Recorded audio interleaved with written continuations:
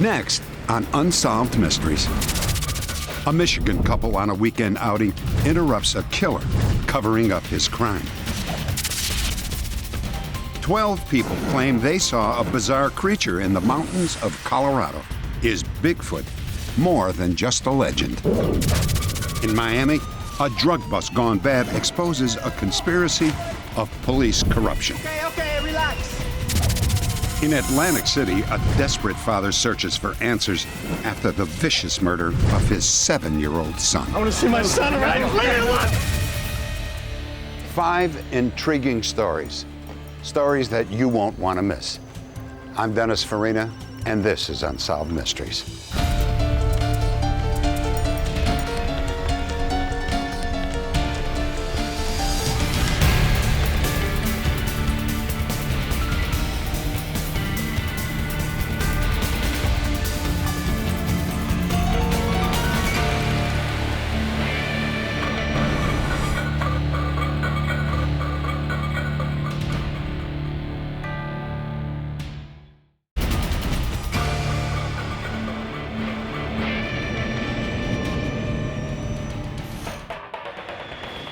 Coldwater, Michigan.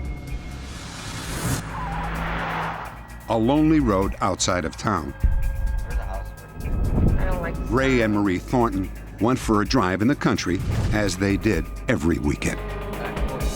We were driving south on Snow Prairie Road, and all of a sudden a van was just on us and passed.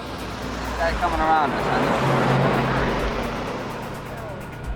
Geez, you must be in a hurry. Several miles down the road, the Thorntons spotted the van a second time. As we approached an old schoolhouse, I saw a man behind it, and he had what appeared to be a bloody sheet. There's a bloody sheet. Where? As we continued passing the school, I saw the van parked between the building and a big tank. The van appeared behind them again. It tailgated their car for almost 2 miles. I'm gonna start writing this stuff down. Finally, Ray turned off the highway. When he did, the van pulled to the side of the road. We decided to turn around and come back, see if we could get a license plate number. We felt if we could get the license number, then we could turn it into the police. The guy was acting very suspicious, and we just felt that authorities should be notified. No, he's in the back of the van. He looks like he's changed. He is. He's changed his plates. He was behind his van with the passenger front door open, and I saw that the passenger door was covered with blood. There's blood all over that door. What door? The passenger door. That guy has done something. He has. The Thorntons suspected something awful. They went back to the schoolyard to search for the sheep. Well, I was beginning to get nervous when we got back to the schoolhouse. We tried to find what this white thing was that he had been carrying. It was a blood-soaked blanket. It's definitely blood, all right. Let's go call the police. Ray and Marie Thornton had found evidence of a shocking crime. It was the result of a bitter conflict between a husband and a wife that ended in murder. This is important. Yeah, it's Dennis and Marilyn Depues had a comfortable life. Dennis was a property assessor, and Marilyn was a high school counselor. Now you be careful. Together, they were raising 3 children. Beneath the surface, things were different. Dennis was angry and withdrawn, and he accused Marilyn of turning the children against him. It's not that they, fought all the time, because they didn't. It was just, they just didn't really talk. She would just say in general that she was unhappy. And when the lawyer or someone else would ask her why she wanted to get a divorce, she would say because the marriage is broken up and because there was no longer a marriage there. I'm going to sign it on this page and sign it on the last page. After 18 years of marriage, Marilyn finally gave up. Thank you. Gotta keep your jacket on now. Dennis was granted limited visitation rights. Often, the children didn't want to spend time with him. Even after she changed the locks on the doors, there were some times when she would come home and unlock the house and go in, and there was Dennis sitting on the couch. She didn't know how he got in, and she seemed a little frightened about that. He sort of out of the blue just indicated to me one day that he was contemplating suicide and murder. On Easter Sunday, Dennis came to pick up his kids. His youngest daughter, Julie, said she would not go with him. Come on, down, let's go. Get your jacket. No, stop. No, let's go. Hold it up and make it hold. Everything coming with you. Leave him alone. Make it think terrible. I hate you.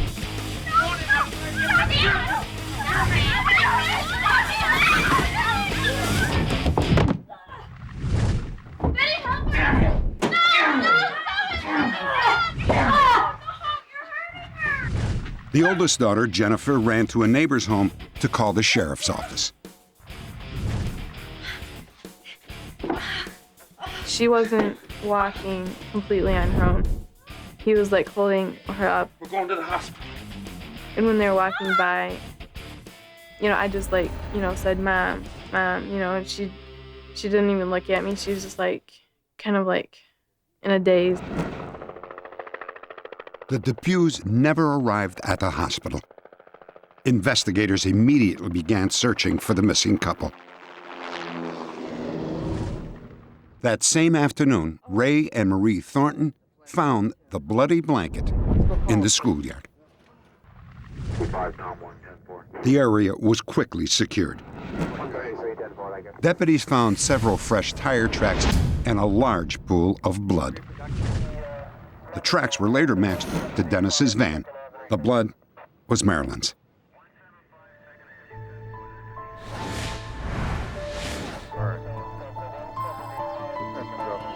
The next day, a highway worker discovered Marilyn Depues' body off a deserted road between the schoolhouse and her home. She had been shot once in the back of the head. We had a feeling that he had really done something terrible.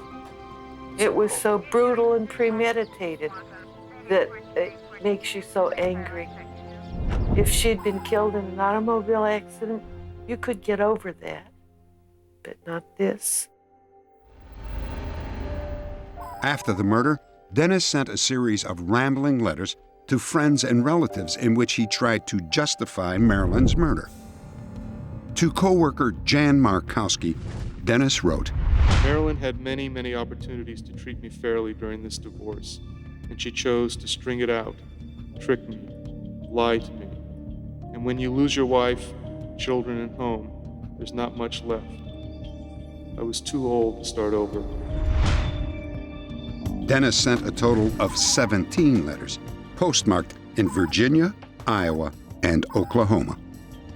It seemed as if Dennis was trying to say that those of us who were friends of Marilyn were the ones who caused her death, when in effect, it was Dennis who pulled the trigger.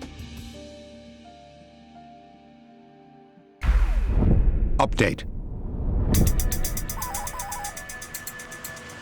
At around 8:30 on the night of our broadcast, a woman we'll call Mary returned home.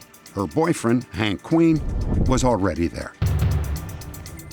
His van was parked in the driveway, which was out of the ordinary because he usually kept it inside the garage. He told me that his mother was very ill and that he needed to make an emergency trip home. Could you make me some sandwiches that I can take on? It's a really long drive. I was sure that something else must really be going on, but I didn't know what. Find a man suspected in the brutal murder of his ex-wife. He was getting clothes out of the closet, clothes out of some drawers, gathering up some of his personal items. At the same time, giving me instructions on preparing some food for him to take on the long trip. What do you want to drink?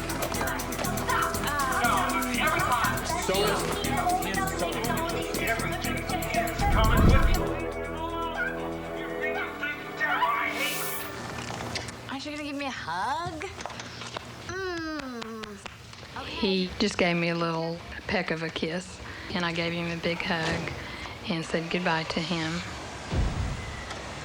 I realized that something was troubling him, and I knew I would never see him again. Later that night, Mary was shocked to learn that Hank Queen was really Dennis Depew, and he had just been featured on Unsolved Mysteries. Looking back on it now, I think that he was deliberately keeping my attention distracted in the kitchen so that I wouldn't see the segment and so that he could leave. After the broadcast, a viewer who knew Hank Queen and Mary gave authorities the license plate number of the van. 4 hours later, Louisiana state troopers tried to pull him over. But Dennis wouldn't stop. He led them on a 15-mile high-speed chase, breaking through 2 police barricades. I told the deputies if the van refused to stop, to shoot a tire off of it, a front tire. And they missed the front tire, but they got both back ones. He traveled about half a mile and he stopped. Depew fired 2 shots at deputies through his windshield and another through the open window. Then he turned the gun on himself and fired it for the last time. I think he intended to die, whether he had to do it by his own hands or where he could get us to kill him. In one of the 17 letters Depew had written trying to justify murdering his ex-wife, he included these lines: "An eye for an eye, a life for a life." At the time, Dennis Depew had no idea just how prophetic those words would be.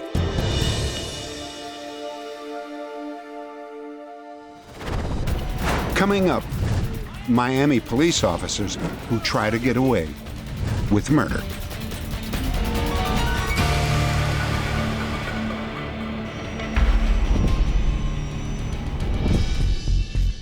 On a previous broadcast, we told you about a family of fortune tellers in Peoria, Illinois, who conned their clients out of millions of dollars.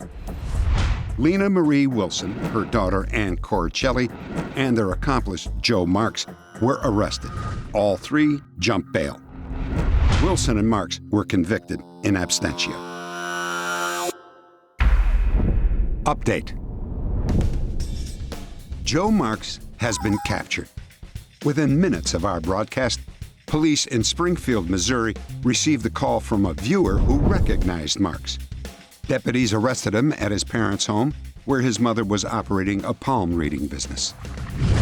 He was returned to Illinois to serve his sentence of 6 years in prison for conspiracy to commit theft.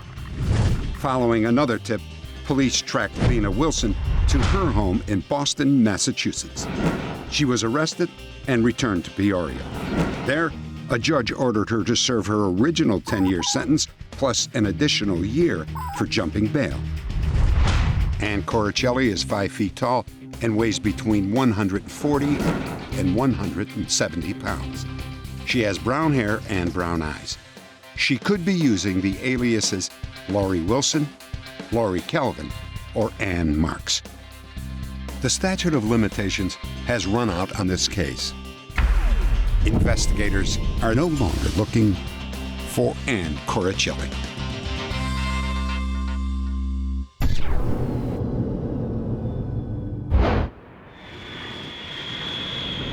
Miami, Florida.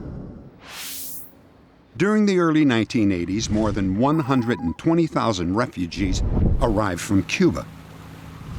30,000 are hardcore criminals released from Cuba's jails. At the same time, racial tensions lead to 6 days of rioting in the city. Miami quickly doubled the size of its police force to deal with these problems. And some say that questionable applicants slipped through the screening process. And soon, Miami had another problem: corrupt officers in its own police department. It began slowly. The early abuses were minor shakedowns. Their targets, small-time dope dealers. ¿Qué pasó, oficial? A number of the early rip-offs were simple car stops where the police officers would see small amounts of drugs and money and would proceed to take those drugs and money, believing that the people who they were stopping weren't going to report those incidents to the police department. They felt that they were invincible as long as they stood together. As long as no one talked, it was their word against common thugs on the street. These police officers succumbed to greed, and they would go out and say they were not harming law-abiding citizens. And that's how they rationalized and justified a lot of their crimes that they committed.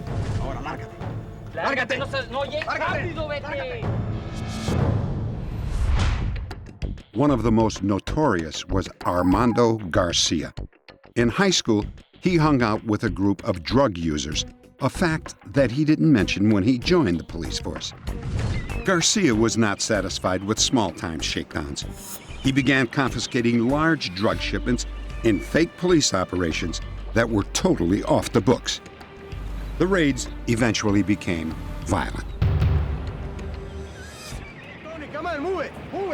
Garcia learned that some 400 kilos of pure cocaine would soon be coming into Miami. He had intercepted a similar shipment just 2 weeks earlier.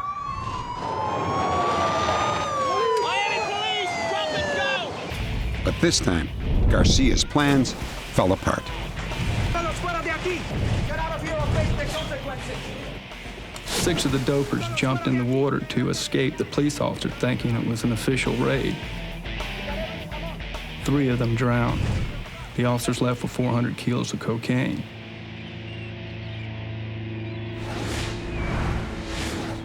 Metro-Dade Police Department began the investigation immediately after the 3 bodies were found, and they thought it was a routine homicide.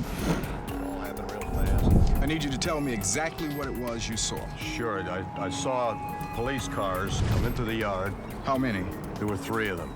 Detectives were stunned when a harbor security guard said the 3 men drowned while escaping a police raid.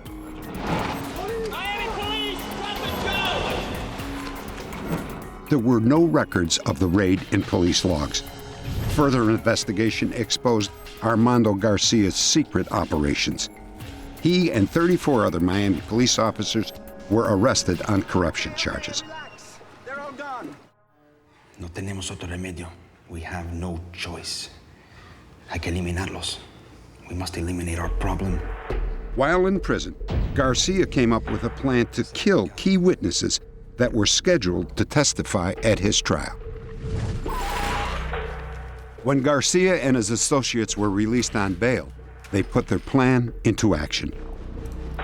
They supplied $50,000 to one hitman for that hit, but it did not take place. He took their money and did not commit the hit. And they attempted even themselves. They hid in the bushes waiting for one of the government witnesses, but never could find him. In the end, however, none of the witnesses were hurt, and they were able to testify against Garcia in court.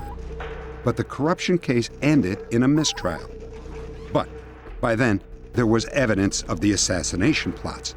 The former officers were then indicted on a second set of charges, including conspiracy to commit murder. Several of the officers after the indictment decided that they would cooperate. The other officers realized then that the case had reached a point where it was almost a sure conviction if they went to court. At that point, they made a decision to take flight. Update. Armando Garcia was finally arrested in Cali, Colombia. Also taken into custody was Garcia's father. A week later, Victor Zapata, one of Garcia's accomplices, gave himself up to the police in San Juan, Puerto Rico. All 3 suspects were returned to Miami. Armando Garcia was sentenced to 25 years in federal prison. His father received 10 years, and Victor Zapata was sentenced to 13 years. Next, footprints of a strange creature in the mountains of Colorado. Could it be Bigfoot?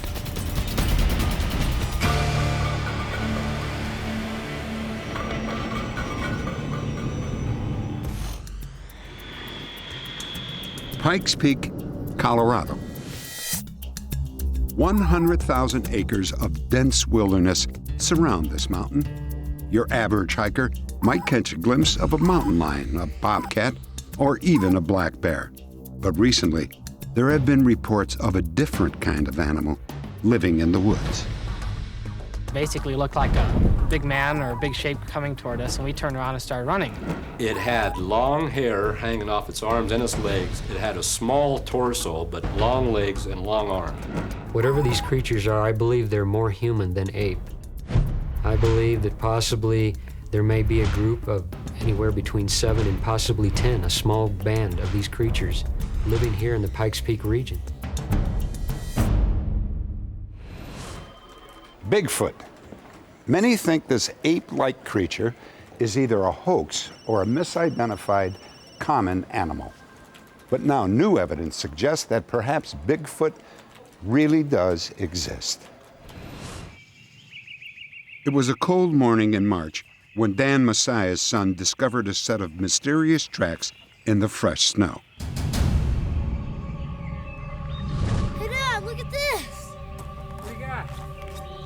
There's some weird tracks. Tracks? What kind of tracks? Dan had spent lots of time in the outdoors, but he didn't recognize these tracks. Upon examination of the footprints, I determined that it was something very strange and related to the past footprints we had seen around our home. The next night, my son and I stayed up late. Downstairs, we watched television, and every 15 or 20 minutes, I kept going to my window. At 11:45, I could see 2 large creatures running down the road. One of them was a small one, which was about 5'6", 5'7", and the other creature was about 6 foot, maybe 6'2". Other than the hair, which appeared to be covering their body, they looked just like human beings. Dan took pictures of the tracks. The large set was almost a foot long. The smaller set, 8 inches.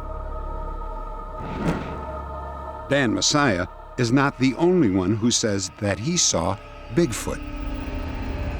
While hiking Pikes Peak, Jeremy Swisher and his friends also came face to face with a creature they had never seen. We came around the base of this big rock, and we saw this. It looked like an individual. It had turned around, and it started to chase us. It looked like a fairly good-sized man. It was around 6 foot tall. That's the shape of it. The arms might have been a little bit longer than normal. The run was more or less like that of an athlete, a man of some sort. He was right across the road from us, and that scared us enough to take off for the rest of the way home.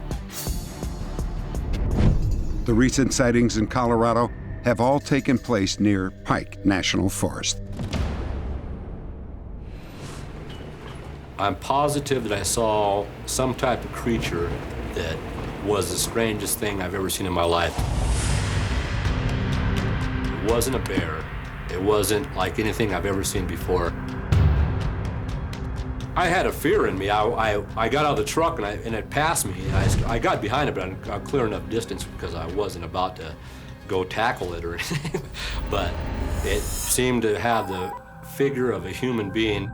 I didn't see the face at all, but it had hair covering its body.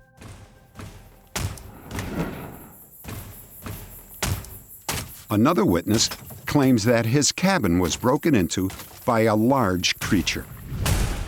He rushed to the back porch, but the intruder had vanished. The cabin door was practically destroyed.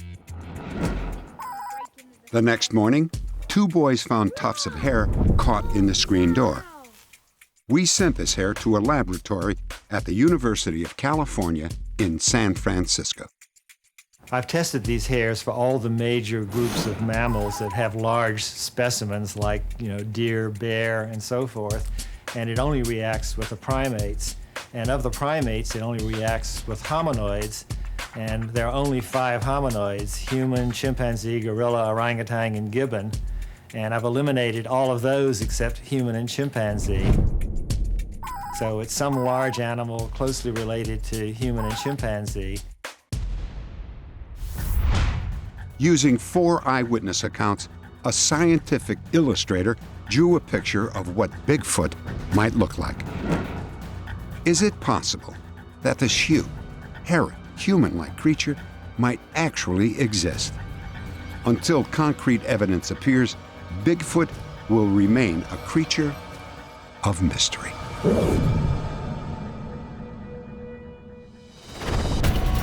Next, a police officer's search for answers in the murder of his 7-year-old son.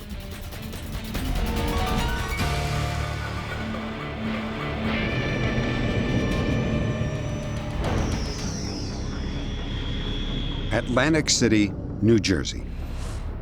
Morning, Gare. It was a midweek holiday for 7-year-old Gary Grant, Jr. Gary lived with his mother, May. She and Gary's father, an Atlantic City police detective, had been separated for about a year. And after breakfast, are you gonna go out and play with your friends? No, Mom, not tonight. Why not? I was asking him with who, and he said it was a secret. So I thought, it's silly. He's a little boy. Something to do maybe with his little girlfriend around the corner or something. So I kind of left it at that. He wanted to go out and play, so he got dressed and he went out to play. Gary went out about noon. He said he would be back by 4 p.m., before it got dark. It got to be 4:30, and he still hadn't showed up for dinner, and he liked his dinner. He never missed. So I started getting worried, and I went down to where 2 girls that were friends of his, and asked them if they had seen Gary. Do you want to come in? No, I'm just looking for Gary. Well, he was here in the afternoon, but he left around 4:30 to go home. Oh, okay, well, if you see him, will you please tell Gary to come home? Thanks. Bye. Another 2 hours passed with no sign of Gary. May telephoned her husband. I searched until well after midnight, probably around 1 or 2 o'clock in the morning. I walked around. As a matter of fact, I called out from work that night. I was due to go into work at midnight, and I had called my sergeant and advised him that I wouldn't be coming in. By the next morning, the Atlantic City Police Department had started an all-out search. Regulations prevented Detective Grant from taking part in the official investigation, but as a father, he could not stand by and do nothing. I started searching every possible place I could think of. I started searching abandoned houses. I started searching underneath the boardwalk. I started searching arcades and questioning people who were working in the arcades. Officer Gary Grant, have you seen this boy? He's been missing. Take a good look, please. By Friday night, it started getting dark again, and still no signs or no word of Gary. I started then looking in alleyways and trash cans and dumpsters. The streets can be pretty mean now, for an adult, let alone for a 7-year-old child. And by that time, I was fearing the worst.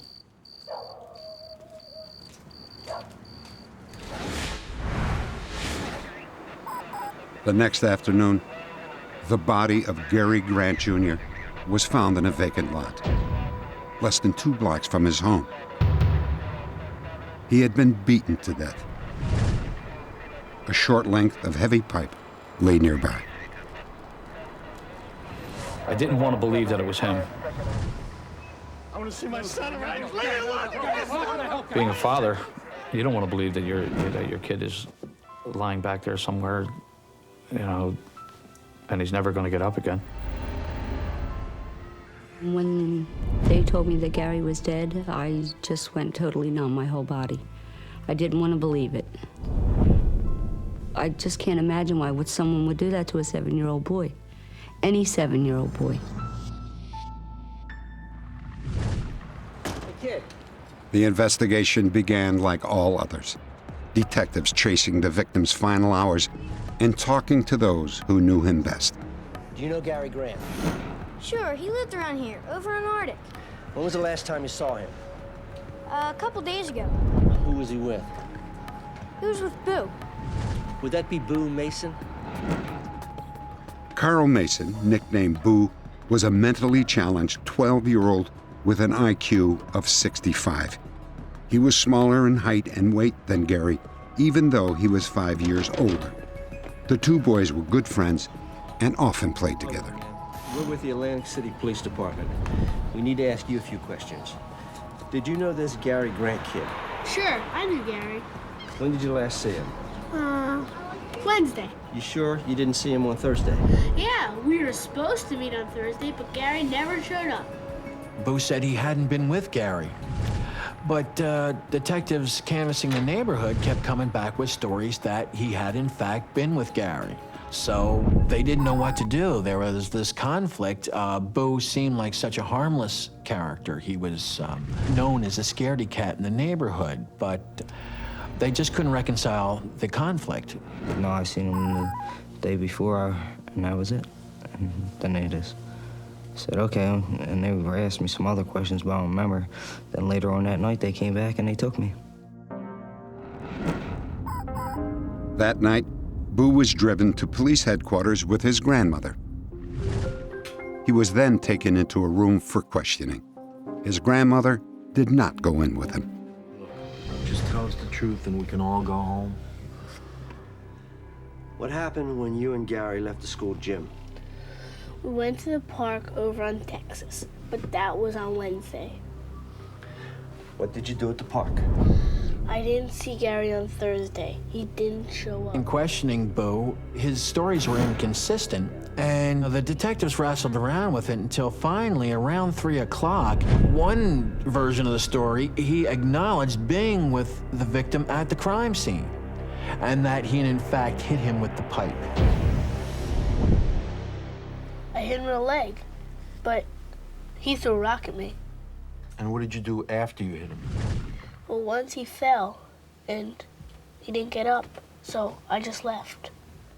He was telling police what they felt were details that only the killer could have known.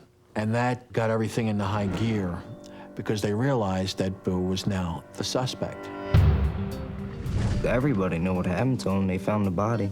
Then, like, that day, they found the weapon. There was all different stories what happened to him, I guess, you might as well say. Bringing your grandmom in. Will just be another minute. After 3 long hours, police believe they had a confession. What we did is had your confession typed up. We need you to read it and sign it. With you. Boo signed the document, but insisted he had not murdered his friend. Have you told us the truth now? Yes, but I didn't do it. Boo Mason was charged with murder and sent to a juvenile detention center. I did not have anything to do with his murder. The one cop said, if you admit that you did it, we'll let you go home. So me at the age of 12, I was so tired, I said, if you say so, but I didn't. And then the next thing I knew, I wound up in a home. Do you live in Atlantic City? Yes. Boo was given 2 polygraph tests. Did you hurt Gary Grant? No. In both the first and second lie detector tests, it was determined that Boo had answered truthfully when he said that he did not kill Gary Grant.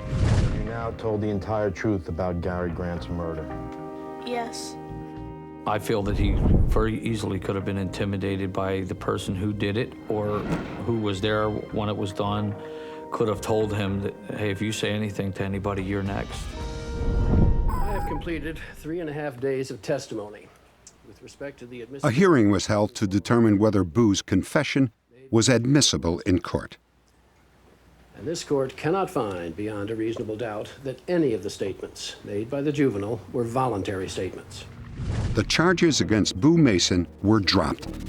The police never found another suspect, but 2 years later, it became obvious that someone had not forgotten Gary Grant Jr. Early one morning, a chilling message was found on the side of an Atlantic City patrol car. Gary Grant dead. I am living. Another will die on January 12th if all goes right. January 12th was the 2nd anniversary of Gary Grant Jr.'s murder. From what I observed on the car, it appeared to me that it was written on there by an adult. However, as far as ever finding out who did that, we've never found that out. January 12th came and went without incident. But a few weeks later, another message was scratched on a sidewalk. Gary Grant Jr. lives. I still killed him, son of a pig officer. Payback is a MF. This second message caused some to believe that Gary's murder was revenge for an arrest that his father made. That thought has gone through my mind 1,000 million times, but there's not one thing that stands out that I could think of, because I've never had anybody look at me in the face and say to me, I'm going to get even with you for this. No further messages were received, but whoever wrote them is still out there. Somebody knows something. There's no doubt in my mind. It's just not possible that something like that could happen without somebody seeing or hearing something, or somebody saying something to somebody about it. I would like to see the person or persons who are out there and they know who they are to come forward, so I could have a little peace too in my mind, in my heart. If you have any information about the murder of Gary Grant Jr., please log on to our website at unsolved.com.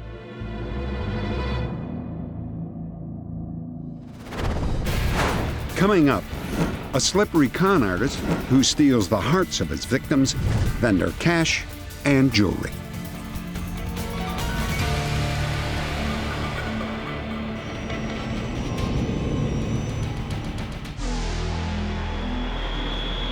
Palm Beach, Florida. The robbery takes place in broad daylight. The thief has a key to the house. He is selective and seems to know what he wants.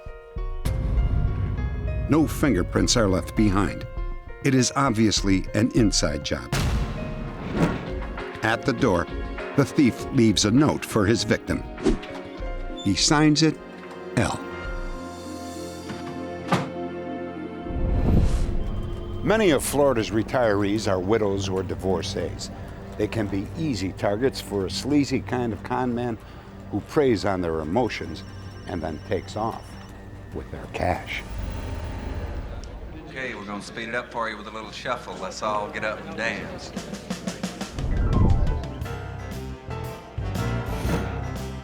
It was a Friday night in West Palm Beach.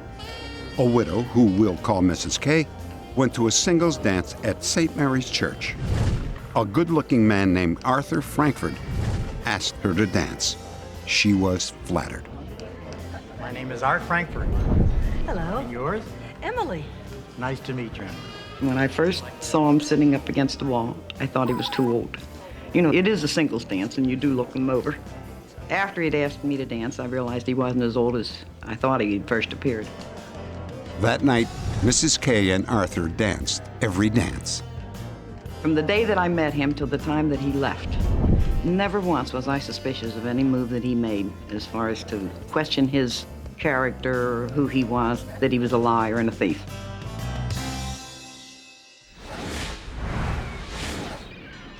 Frankfurt told Mrs. K that he was a geologist and had recently retired from a government job. He also said he owned a house and several other rental properties in nearby towns and lived off the income in addition to his retirement pay. So one night he come home and he said that instead of renting another place for himself, he thought it would be better if he lived here. Once he moved in, it was great. I would come home from work, he'd have my dinner ready. He would do the grocery shopping, he would make dinner. He would clean the house, vacuum the house. There was no reason to have anticipated what he did. I'm getting very excited about our proposed trip. Mrs. K and Frankfurt settled into a comfortable routine. Oh, Emily, it certainly will. We started to play gin, and during the course of the gin game, he stopped what he was doing. You really love me. Yes, I do. Very much. I guess that means I can get away with anything. At that time, I thought he meant the gin game because he would like to try to cheat. He had to win. One day, Mrs. K came home and found the bed she shared with Arthur unmade. My bed's always made. Either Art made it or I made it, whoever was last up. Even then, it did not appear out of the ordinary to me. Until the time that I walked into my closet to change my clothes and discovered all the clothes from the closet missing. And then I realized that he had left. Mrs. K was heartbroken. On the hall table, she found a note. It said, "Sorry, things too possessive."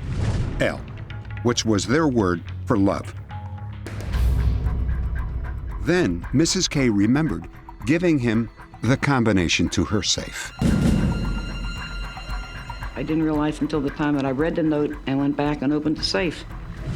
And then I discovered that I was robbed. $4,500 worth of jewelry was gone. So were her late husband's wedding ring, handgun, work ID card, and driver's license renewal form. It took a lot of courage to call the police. I didn't want to say it out loud to myself that Art was who he was. Update. Within minutes of our broadcast, 2 viewers called to report that they recognized Arthur Frankfurt. The individual said, "I know where Arthur Frankfurt is. I'm his ex-brother-in-law." We received another call about 20 minutes later from a white female. It says, "Arthur Frankfurt lives next door to me in Whitley, Kentucky." This was the confirmation call that I was looking for. At that time, I knew we had our man. 2 hours later, Frankfurt was arrested in his home in Kentucky. He was living under the assumed name James Ferguson with his new wife of 2 months. During a search of Frankfurt's house, police found several identification and credit cards with different names. They also found a handgun that may have been stolen from Mrs. K's home. Police learned that Frankfurt's real name is Harry Fielding Donaldson. He was tried and found guilty of fraud. He served 2 years in a Florida prison and was released. He died 6 months later.